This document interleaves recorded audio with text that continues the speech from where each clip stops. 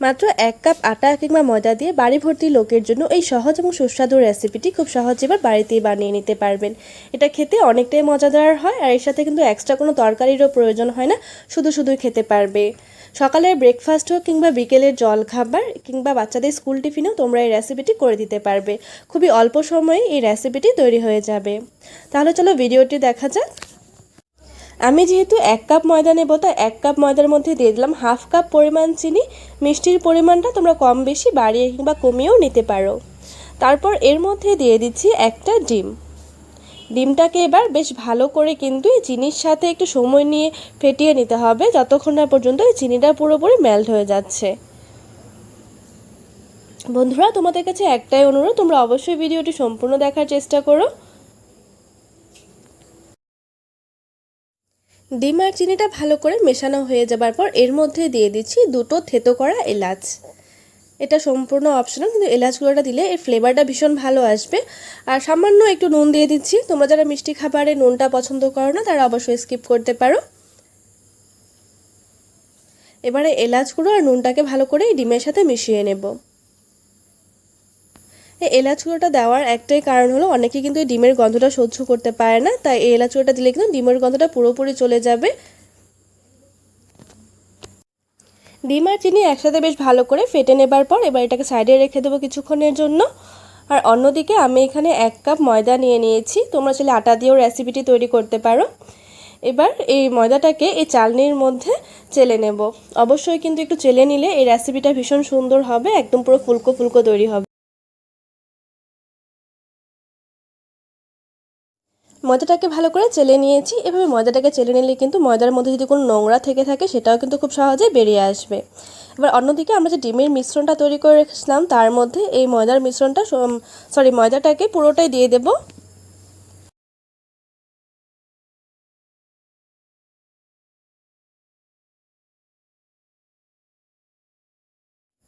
ময়দা দেওয়ার পর এর মধ্যে দিয়ে দিচ্ছি 1 টেবিল চামচ পরিমাণ বেকিং পাউডার। আমি কিন্তু প্রত্যেক ভিডিওতেই বলে থাকি যাদের ঘরে বেকিং পাউডারটা অ্যাভেলেবেল থাকে না তারা কিন্তু অবশ্যই ইনো কিংবা টক দই ব্যবহার করতে পারো। আর আমি যে বাটি দিয়ে ময়দা নিয়েছিলাম ঠিক সেই বাটিরই কিন্তু সেম পরিমাণ লিকুইড মিল্ক নিয়ে নিয়েছি। তারপর অল্প অল্প করে দুধ দিয়ে এই ময়দাটাকে ভালো করে এই দুধের সাথে মিশিয়ে নেব। আমাদের এখানে কিন্তু একটা ঘন ব্যাটারের প্রয়োজন, খুব বেশি পাতলা ব্যাটার তৈরি করব না, একটা ঘন ব্যাটার তৈরি করে নিতে হবে।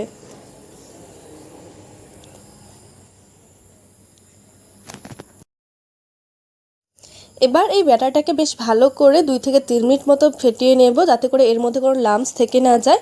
আর তোমরা দেখে বুঝতেই পারছো ব্যাটারের ঘনত্বটা খুব বেশি কিন্তু পাতলা করা যাবে না। যেমনটা ঠিক আমরা কেকের জন্য ব্যাটার তৈরি করি ঠিক সেভাবেই কিন্তু ব্যাটারটা রেডি করে নিতে হবে। তো ব্যাটারটাকে বেশ ভালো করে ফেটিয়ে নিয়েছি। তারপর এই রেসিপিটি তৈরি করার জন্য আমি এখানে একটা তাওয়া বসিয়ে দিয়েছি। এর মধ্যে খুবই সামান্য পরিমাণ নামমাত্র একটু তেল ব্রাশ করে দিলাম। এটা কিন্তু জাস্ট প্রথম দিকেই করতে হবে, বারবার তেল ব্রাশ করার কোনো প্রয়োজন নেই। তারপর তাওয়াটা যখন হালকা গরম হয়ে যাবে, হালকা, খুব বেশি গরম করলে কিন্তু ঠিকঠাকভাবে শেপটা আসবে না, তাই হালকা গরম হওয়ার পর এখান থেকে অল্প অল্প করে ব্যাটার এর মধ্যে দিয়ে দেব। আর গ্যাসের ফ্লেমটা অবশ্যই লো টু মিডিয়াম করেই রাখবো। আর তোমরা দেখতেই পারলে এই রেসিপিটা যেহেতু সম্পূর্ণ তেল ছাড়া তাই এটা কিন্তু টেস্টি হবার সাথে সাথে অনেকটা হেলদিও হয়। ব্যাটারটা দেওয়ার সাথে সাথে অল্প কিছুক্ষণের মধ্যেই কিন্তু খুব সুন্দরভাবে এভাবে বাবলস আসা শুরু করে দেবে। খুবই অল্প সময়ের মধ্যে এই পিঠাটি তৈরি করে নেওয়া যাবে। তোমরা দেখতেই পারছো এক একটা পিঠা হতে কিন্তু 1 থেকে 1.5 মিনিট মতো সময় লাগবে। এভাবে উপরের দিকে যখন পুরোপুরি বাবলস চলে আসবে তখন আমাদের বুঝে নিতে হবে যে একদম পিঠাটা পুরোপুরি কমপ্লিট হয়ে গেছে। এবার আমরা এটাকে উল্টে দেব। এটাকে উল্টে পাল্টে ভাজার কোনো প্রয়োজন নেই, জাস্ট উপরটা বাবল চলে আসলেই কিন্তু পিঠাটাকে আমরা নামিয়ে নিতে পারবো। কিন্তু আমি তোমাদের দেখানোর জন্য এভাবে উল্টে দিয়েছি। এভাবে করে সবগুলো পিঠাই তৈরি করে। ভিডিওটি ভালো লাগলে অবশ্যই চ্যানেলটিকে সাবস্ক্রাইব করে পাশে থাকা বেল আইকনটিতে প্রেস করে দিও, যাতে এমন নতুন নতুন ভিডিও আরও তোমাদের কাছে শেয়ার করতে পারি। আমি তোমাদের একটা পিঠে ছিঁড়ে দেখিয়ে দিচ্ছি ভেতরটা ঠিক কতটা সফট হয়েছে, তোমরা দেখে আন্দাজ করতেই পারছো। তোমরা চাইলে কিন্তু বাচ্চাদের এটা টিফিনও তৈরি করে দিতে পারো। আর এর মধ্যে চকলেটের পেস্টও লাগিয়ে দিতে পারো, অনেকটা খেতেটা ডোরা কেকের মতো লাগবে আর দেখতেও কিন্তু অনেকটা ডোরা কেকের মতোই লাগে, তোমরা দেখে বুঝতেই পারছো। তো তোমাদের এই ভিডিওটি কেমন লাগলো অবশ্যই আমাকে কমেন্টস করে জানিও। আজ আমি তোমাদের কাছে এমন একটি রেসিপি শেয়ার করব যা দেখলে বাচ্চারা কিন্তু পুরো ঝাঁপিয়ে পড়বে এর ওপরে। তোমরা এই রেসিপিটি বাচ্চাদের টিফিনেও দিতে পারো, ভীষণ হেলদি, একদমই তেল ছাড়া রেসিপিটি, যেমন হেলদি তেমন টেস্টি, আর বানানোও খুব সহজ, চটজলদি হয়ে যাবে। তো আশা করছি ভিডিওটি সবার ভালো লাগবে। তো সবার প্রথমে আমি এখানে একটা পাকা কলা নিয়ে নিয়েছি। অনেক সময় কলাগুলো খুব বেশি পেকে গেলে সেগুলোকে আমরা ফেলে দিই, তোমরা ফেলে না দিয়ে এই রেসিপিটি অবশ্যই ট্রাই করে দেখতে পারো। কলাটাকে একটা চামচের মাধ্যমে ম্যাশ করে নিলাম। এবার এই ম্যাশ করা কলা আর ময়দাটা একসাথে ভালো করে মেখে নেব। এর মধ্যে কোনো রকমের জল দেব না প্রথম দিকে। কলা আর ময়দাটা একসাথে মাখার সময় এর মধ্যে সামান্য একটু গুড় দিয়ে দিচ্ছি মিষ্টির জন্য, তোমরা চিনিও ব্যবহার করতে পারো। এবার গুড়, কলা আর ময়দা একসাথে ভালো করে মেখে নিতে হবে। তোমরা এই ময়দার পরিবর্তে আটা দিয়েও এই রেসিপিটি তৈরি করে নিতে পারো। ময়দা আর কলাটাকে একসাথে ভালো করে মেখে নিয়েছি, এর মধ্যে কোনো রকমের জল ব্যবহার করিনি। এখন আমি এখানে নিয়ে নিয়েছি 1 কাপ মতো দুধ, লিকুইড মিল্ক নিয়ে নিয়েছি, তোমরা পাউডার মিল্ক দিয়েও করতে পারো। তারপর অল্প অল্প করে দুধ দিয়ে এই কলা আর ময়দার মিশ্রণটাকে ভালো করে এই দুধের মধ্যে মিশিয়ে নিতে হবে। দুধটা অবশ্য প্রথম দিকে অল্প অল্প করে ব্যবহার করবে যাতে এর কোনো লাম্পস থেকে না যায় ময়দা আর কলার। বেশ ভালো করে মিশিয়ে নেব। দুধটা অবশ্য অল্প অল্প করে মেশাতে হবে, খুব বেশি দুধের প্রয়োজন হবে না। আমি এখানে চায়ের কাপে মেপে 1 কাপ মতো দুধ নিয়ে নিয়েছি। তোমরা দেখে বুঝতেই পারছো ব্যাটারটা কিন্তু অনেকটাই সফট আর স্মুথ হয়েছে।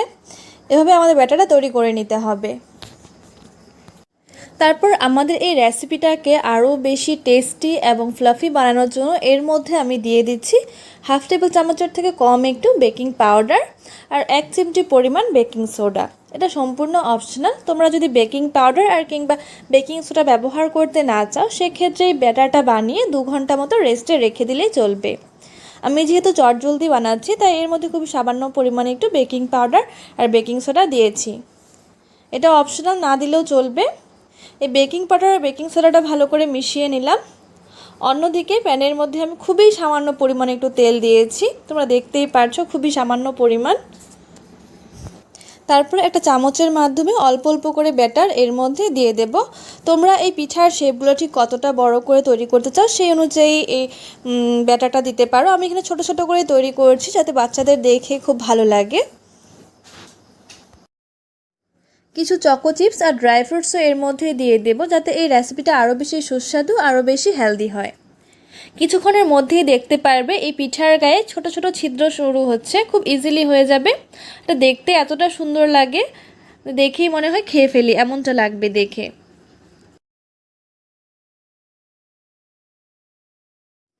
এভাবে পিঠার গায়ে যখন ছোট ছোট ছিদ্র চলে আসবে তখন তোমরা এভাবে 1 পিঠ করেও ছেঁকে নিতে পারো কিংবা 2 পিঠও ভেজে নিতে পারো। আমি তোমাদের 2 রকমভাবে তৈরি করে দেখাবো, 2 পিঠ ভেজেও দেখাবো আর 1 পিঠ করে ভেজেও দেখাবো। তো প্রথম পিঠাগুলো আমি এভাবে 2 পিঠ করে ভেজে নিয়েছি, কিন্তু তার পরের পিঠাগুলো আমি 2 পিঠ ভাজবো না, 1 পিঠে হালকা ছেঁকে নেব। আর পিঠাগুলো কিন্তু কাঁচাও থাকবে না, আমি তোমাদের পরে দেখিয়ে দেব। তো সবগুলো পিঠাই আমি ভেজে নিয়েছি আর প্রত্যেকটা পিঠায় নরম তুলতুলে সফট হবে, মুখে দিলে মিলিয়ে যাবে। আমি তোমাদেরকে একটা ভেঙে দেখিয়ে দিচ্ছি ভেতরটা ঠিক কেমন হয়েছে, একদম পুরো জালিদার তৈরি হবে।